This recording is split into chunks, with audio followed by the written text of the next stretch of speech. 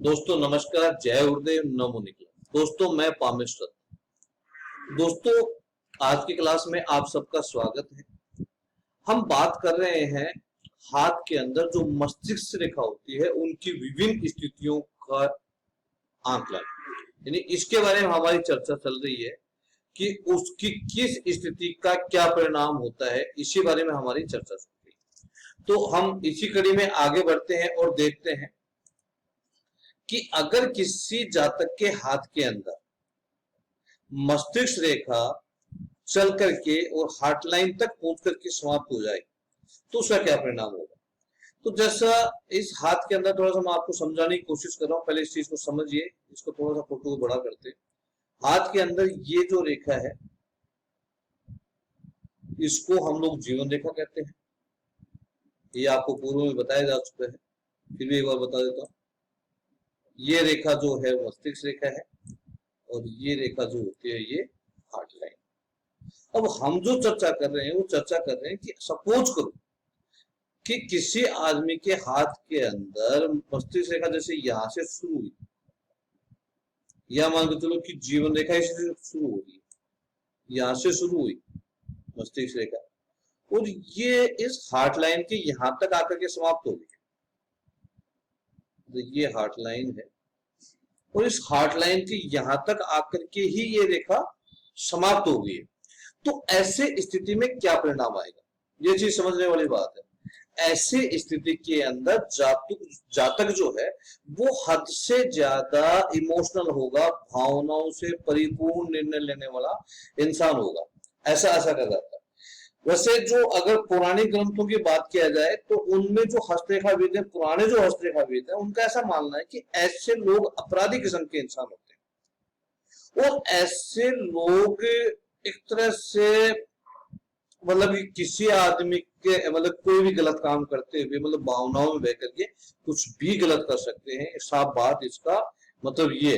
लेकिन मुख्य बात क्या है, हाथ का बाकी चीजों का अध्ययन करना अति आवश्यक है। ऐसे नहीं है कि हमने किसी आदमी के हाथ में ऐसा देखा और देखते के साथ में हमने ये घोषणा कर दी कि ये अपराधी है। नहीं, उस व्यक्ति के हाथ का नेचर कैसा है, उसका रंग कैसा है, हाथ का आकार कैसा है, प्रकार कैसा है, उंगलियां कैसी हैं, अंगूठा कैसा है, नाखून कैसे हैं, इन सब चीजों का जब तक हम बारीकी से अध्ययन नहीं करेंगे तब तक हम किसी भी व्यक्ति के बारे में कोई भी ऐसी घोषणा नहीं कर सकते। इस बात का भी विशेष तौर पे ध्यान रखने की आवश्यकता है। लेकिन जो पामेस्ट्री है, जो हस्तरेखा विज्ञान है, उसका क्या कहना है?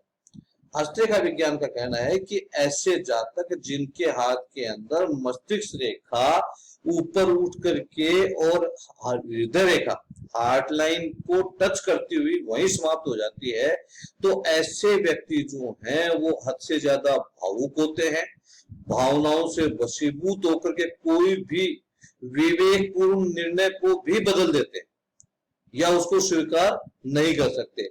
मान के चलो कि किसी आदमी को पता है कि यार ये जो व्यक्ति है वो गलत है, कि इसने गलत किया है, लेकिन जो ऐसा व्यक्ति है और वो उस आदमी के साथ में अगर उसका इमोशनली अटैचमेंट है तो वो उसकी गलती को भी नजरअंदाज करेगा और वो उसका फेवर लेना शुरू कर देगा।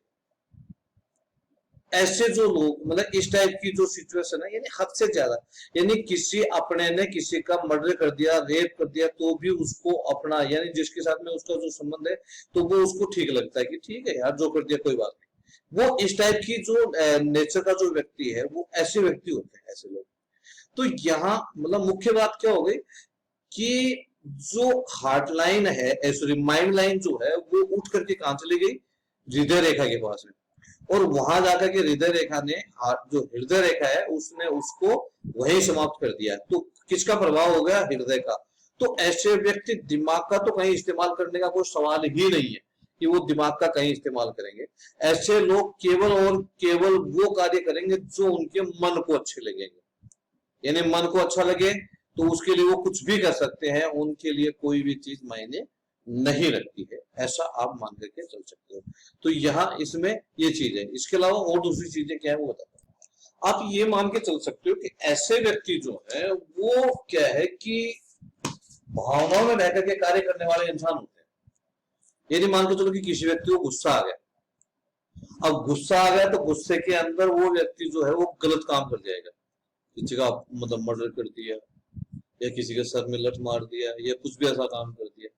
तो वो भावनाओं में बहकर के, यानी उस वक्त गुस्सा जो है, गुस्सा तो एक चीज समझने की आवश्यकता है, गुस्सा एक क्या है, गुस्सा कुछ समय के लिए हमारे को आता है, कुछ समय के लिए गुस्सा आता है, और वो एक इमोशनल, हमारे इमोशंस होते हैं बेसिकली गुस्सा, और हम भावनाओं में बहकर के कोई भी गलत कदम उठा जाते हैं उस वक्त, कि हमें नहीं पता कि यार ये जो कर रहे हैं वो उसका परिणाम क्या होगा, वो बाद में सोचते हैं जब समय गुजर जाता है, और उसके बाद में क्या होता है, पछताना होता है।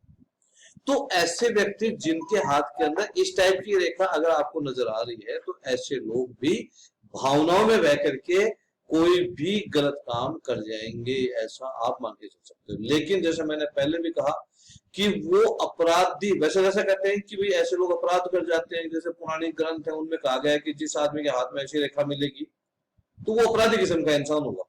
लेकिन मेरा जो निजी अनुभव है वो ये कहता है कि जैसे अब ये हाथ आप जो फोटो में देख रहे हो, तो इस फोटो के हिसाब से इस हाथ में कहीं पे भी ऐसा नहीं कि अपराधी किस्म के हाथ का जैसा हाथ है, बहुत सुंदर हाथ है, अच्छा हाथ है, हाथ का रंग गुलाबी कलर का है, बाकी हाथ का आकार जो है वो प्रारंभिक श्रेणी का है, बाकी सारे माउंट की स्थिति ठीक है, उंगलियां भी इसकी अच्छी हैं, तो नेचुरल बात है, सारा सब कुछ इसका ठीक है। और ऐसे हाथ के अंदर आप मान लो चलो कि अच्छी चीज है, तो ये हो सकता है कुछ पल के लिए व्यक्ति कोई ऐसा काम कर सकता है, लेकिन अपराध जैसी स्थिति कब आएगी, जब व्यक्ति जो है वो एक तरह से ये कहे कि उसका नाखून कैसा है, आयताकार नाखून है, छोटा अंगूठा है, ऐसी जो बाकी की चीजें जो है वो अगर दिखाई देती हैं, तो उस स्थिति के अंदर हम ये कह सकते हैं कि ऐसा व्यक्ति जो है वो अपराधी या बलात्कारी किस्म का इंसान हो सकता है, आप ऐसा मान करके चल सकते हो। इसके अलावा और क्या चीजें देखने की जरूरत होती है, जो मुख्य चीज है, हाथ का आकार मान के चलो कि जो भी है जैसा भी है, वैसे तो बड़ा हाथ चाहिए, मैंने बहुत बड़े साइज का हाथ का आकार हो या बहुत छोटे आकार या मिश्रित श्रेणी का हाथ हो। उसके बाद में जो हाथ की जो रंग है वो होना चाहिए ब्लड कलर। ब्लड कलर कैसा होता है, इस टाइप का जो कलर है, इस टाइप का कलर जो है उसको ब्लड कलर, तो ऐसा जो कलर है वो ऐसा कलर हो।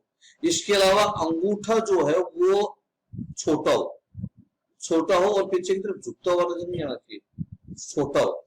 दूसरी बात, उसका जो नाखून है वो आयताकार श्रेणी, इस टाइप का नाखून होना चाहिए, ऐसा नाखून, तो ऐसा आदमी अपराधी होगा। साथ में कुछ चीजें और भी लागू होती हैं। सपोज करो किसी जातक के हाथ के अंदर मंगल जो है वो उठा हुआ है, ये जो क्षेत्र है, ये क्षेत्र बहुत ज्यादा उठा हुआ है, ये क्षेत्र जो है वो बहुत ज्यादा उठा हुआ है। साथ में ये जो शुक्र है ये भी उसका बहुत ज्यादा उन्नत है, बहुत ज्यादा उठा हुआ है और लाल रंग लिए हुए, और बाकी नाखून जो है वो छोटे हैं या आयताकार है। तो ऐसी स्थिति में ऐसा जो जातक है वो अपनी काम वासना को शांत करने के लिए किसी का बलात्कार या किसी की हत्या जैसा घिनौना अपराध भी कर सकता है। ये चीज समझने की आवश्यकता है। क्या कहा मैंने, एक बार फिर से समझ लीजिए कि अगर किसी जातक के हाथ के अंदर आपको ऐसा कुछ नजर आता है, क्या कि निम्न मंगल, ये जो क्षेत्र है ये उठा हुआ है, ये जो उच्च मंगल है ये भी उठा हुआ है, शुक्र पर्वत पे बहुत ज्यादा उठा हुआ है, साथ के अंदर ये लाल रंग का है, बिल्कुल रेडियस है, कैसा, जैसा मैंने ये जो अब भी आप लोगों को निशान बना के दिखाया, इस टाइप का रेडियस है, इस टाइप का मतलब कि रेडियस उसके अंदर आपको नजर आ रही है। तो ऐसी स्थिति के अंदर, बाकी तो खैर लगभग पूरे हाथ का भी रंग ऐसा हो सकता है, तो और स्किन जो है, हाथ की जो स्किन है वो भी मुलायम नहीं होगी, उसकी वो हार्ड होगी, त्वचा जो है वो। दूसरा, उसका जो नाखून है वो लगभग कैसे होंगे, उसके जो हाथ के जो नाखून है वो भी छोटे होंगे, ऐसा मान के चलिए आप। उसके नाखूनों का साइज कैसा होगा? आयताकार श्रेणी का, ऐसे लगभग ऐसे। तो ऐसे जो जातक होते हैं उनका क्या है कि ऐसे जातक जो हैं वो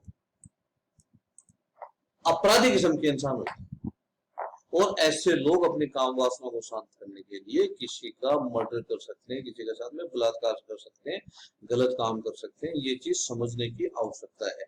मैं आपको बार बार एक चीज को बार बार रिपीट करके क्यों बता रहा हूं? वो इसलिए बता रहा हूं कि आप इस चीज को बारीकी से समझ लें, अध्ययन कर लें, जिससे आपको किसी प्रकार की परेशानी का सामना ना करना पड़े। मेरा मकसद ये। तो आप इस चीज को बारीकी से अध्ययन